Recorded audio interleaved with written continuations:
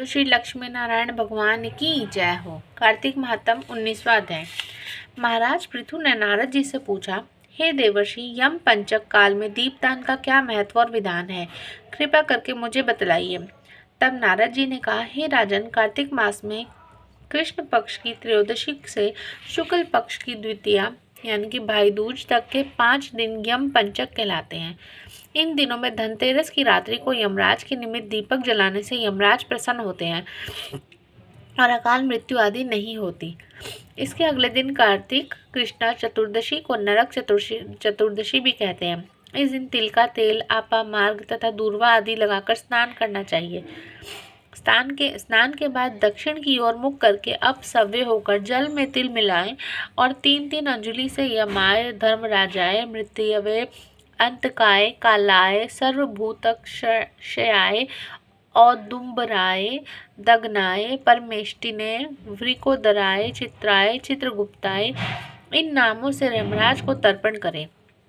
फिर सायंकाल ब्रह्मा, विष्णु, शिव तथा दुर्गा के मंदिरों में तथा वृक्ष, सभा, गौशाला, बगीचा, नदी, तालाब, कुआं, बावड़ी, गली, चौरस्ता, खेत, शमशान आदि में दीपक जलावें और रात्रि को श्री लक्ष्मी जी की पूजा करें।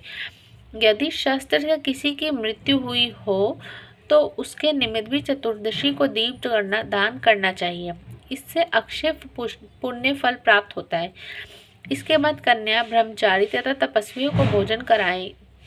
इससे यमलोक ना जाकर शिवलोक की प्राप्ति होती है।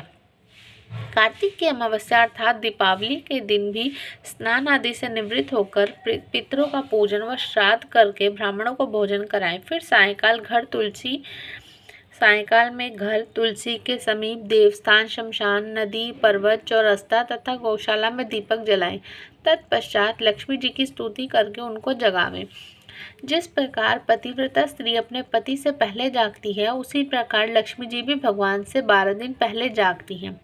अमावस्या के दिन में बालक, वृद्ध तथा रोगियों को छोड़कर अन्य कोई भोजन न करें। सायंकाल लक्ष्मी जी का पूजन करने के बाद ही भोजन करें।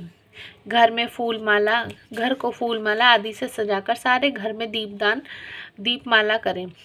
घर के सभी स्त्री पुरुष नवीन वस्त्र धारण करें और समस्त रात्रि लक्ष्मी जी के समस्त नृत्य, गीत आदि करके हर्षोल्लास से व्यतीत करें।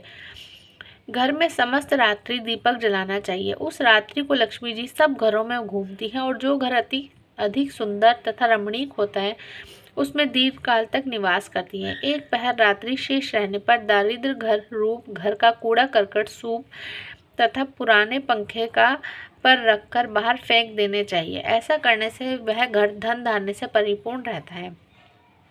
दीपावली के अगले दिन गोबर का गोवर्धन बनाकर बंधु बांधवों सहित गोवर्धन पूजन करें तथा ब्राह्मणों को भोजन कराएं। स्वयं भी नवीन अन्न का भोजन करें। भगवान श्री कृष्ण ने इंद्र का मान मर्दन करके गोवर्धन पर्वत की पूजा इसी दिन की थी। सायंकाल के समय गौ तथा बैल की पूजा करें तथा अपने परिवार के भरण पोषण व रक्षा के लिए उनसे प्रार्थना करें। इसी दिन सायंकाल के समय बलि तथा उसकी पत्नी विंध्यावली की मूर्ति बनाकर पूजन तथा दानादि क्रियाएं करने से परिवार सुखी तथा समृद्ध रहता है। इति कार्तिक महात्म 19वां अध्याय समाप्तम। बोलो श्री विष्णु भगवान की जय हो। बोलो श्री लक्ष्मी नारायण भगवान की जय हो।